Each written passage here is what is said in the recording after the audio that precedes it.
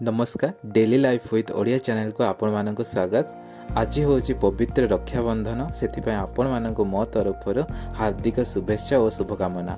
चलतु आज जानिबा 19 अगस्ट रे कौन रही इतिहास के ता पूर्वर आपण माने एही चैनल को प्लीज दयाकोरी सब्सक्राइब कर दियंतु एमिति किछि जानिबा पई। आज हूँ वर्ल्ड फोटोग्राफी डे जहाँ प्रति वर्ष 19 अगस्ट रे पालन करा जाय थाए। 19 अगस्ट 1949 मसीह आम भुवनेश्वर ओडिशार राजधानी संपूर्ण रूप से मान्यता पाइथिला। यार भित्ति पंडित जवाहरलाल नेहरू द्वारा 13 एप्रिल रे रखा जाइथिला। यह पूर्वर कटक आमर राजधानी थिला। आम भुवनेश्वर राजधानी हेबा एते सहज नथिला कारण यह पूर्वर पुरी रंगीलुंडा और चौद्वार परि जगह को राजधानी करिबा पई जुक्ति रखा जाउथला, किंतु हरिकृष्ण महताब को पाई आम भुवनेश्वर राजधानी रो मान्यता पाइथिला।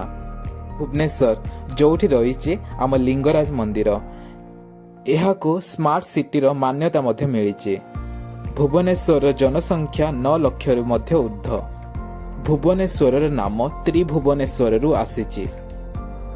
19 अगस्ट 1757 मसीह रे ईस्ट इंडिया कंपनी आजिर दिन में 1 टंकिया कॉइन तैयारी करिथिला कलिकता रे। 19 अगस्ट 1919 आजिर दिन में अफगानिस्तान स्वाधीन होइथिला ब्रिटेन ठारू। आज एतिकी। प्लीज आपण माने चैनल को सब्सक्राइब कर दियंतु। रहुछि धन्यवाद।